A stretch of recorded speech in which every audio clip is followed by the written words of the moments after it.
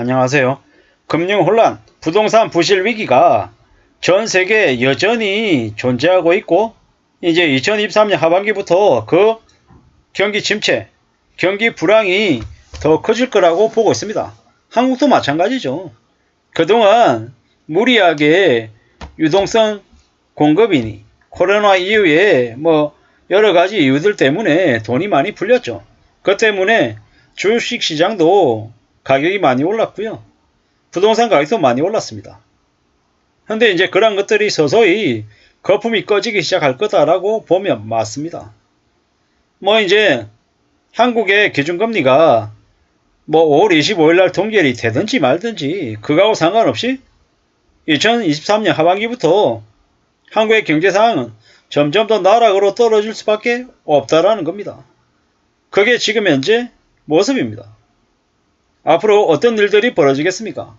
꽤 많은 이들이 많이 몰락하고 많이 무너지고 많이 망가질 겁니다. 그럴 수밖에 없다라고 봐야 됩니다.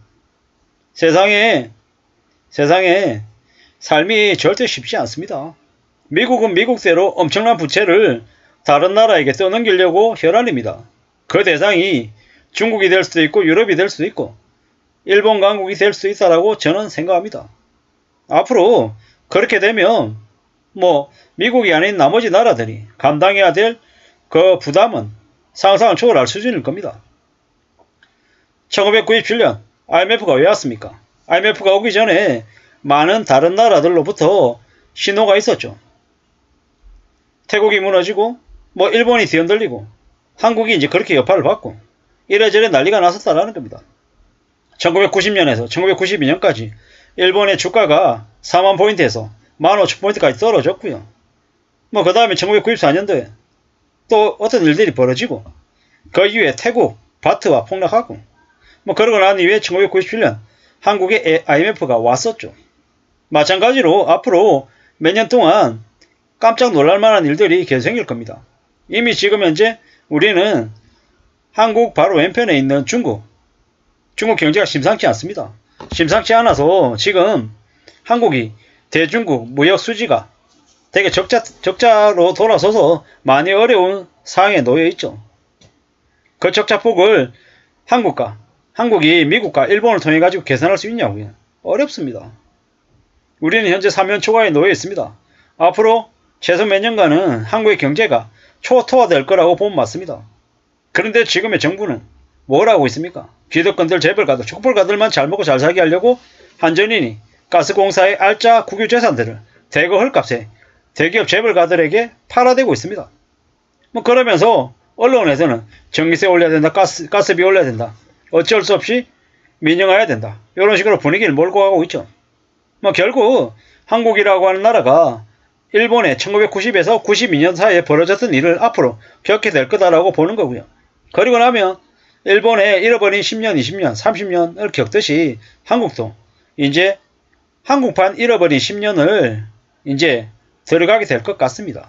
그나마 한국은 일본과 좀 다른 게 윗동네 북한이라고 하는 나라가 있어서 그 북한을 통해서 어떻게든 좀 전환점을 만들 수도 있고 아니면 더 나락으로 떨어질 수도 있다 라고 이제 생각을 하는 겁니다. 앞으로 경기 침체가 극심해지면 많은 사람들의 삶이 어떻게 되겠습니까? 많이 어려워질 겁니다. 이제 사람들이 점점 더 싼 거 찾아다니고 무소비하고 짠테크하고 난리죠. 왜겠습니까? 심상치 않기 때문이죠. 함부로 세워라 내워라 하고 돈 많은 척하고 돌아다니면 어떻게 됩니까? 범죄에 표적됩니다. 요새는 함부로 새벽에 술 처먹고 싸돌아다녀서도 안됩니다. 요새 압구정동에 연예인 지망생 여성이 남성에게 맞아가지고 코피가 내려앉았다 그러고 이래저래 좀 또라이들이 많습니다. 요즘 제가 지하철을 타잖아요. 지하철 타면 과간입니다. 아침에 출근했는데 출근하는데 옆에 있는 여성이 마치 저녁에 술자리에서 자기 친구들하고 남 비방하는 그런 욕설들 있잖아요. 아침 출근길에 전화기 들고 떠들고 있습니다.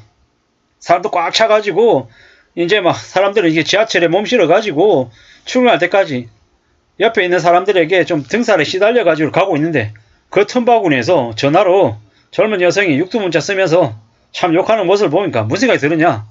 저러다가 또 또라이 같은 아저씨 만나가지고 그 지하철에서 쌍욕하면서 치고받고 싸우거나 아니면 욕설하는 그런 일이 벌어질 수 있겠구나라는 생각이 들더라고요. 무서운 세상입니다. 정신이 나간 사람들이 여기저기에서 많이 보이더라는 겁니다.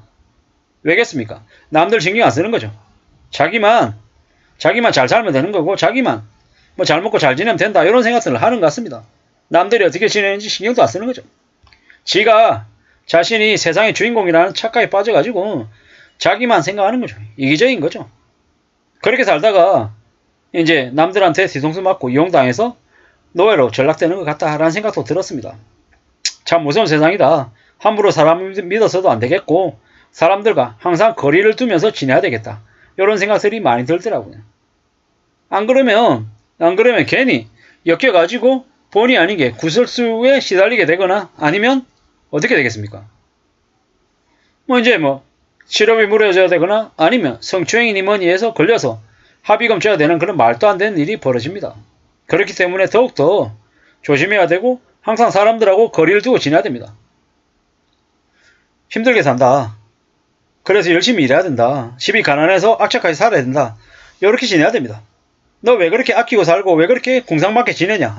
빚이 많아서요. 사업 실패해가지고 이렇게 삽니다. 이렇게 얘기하면 인성이 안 좋은 사람들이 알아서 떨어져 나간답니다. 그리고 나를 상대로 사기치겠다고 덤벼들 사람도 줄어듭니다. 제가 그렇게 얘기하는데도 제 곁에 머무는 사람이 있다고 하면 어쩌면 그 사람은 괜찮은 사람일 수도 있죠. 함부로 욕심부려서도 안 되겠고 투기를 바라지도 않아야 될 것 같습니다. 지금 같은 시국에는 더욱더 행복하게 살고 안전하게 사는 걸 최우선으로 추구해야 될 것 같습니다. 그렇게 되려면 어떻게 하는 게 좋겠습니까? 성실하게 사는 것, 깔끔하게 자기 삶을 지켜내는 것, 남들하고 항상 거리를 두고 너무 가까이 하지 않고 좀 선을 지키는 것. 이게 필요한 것 같습니다.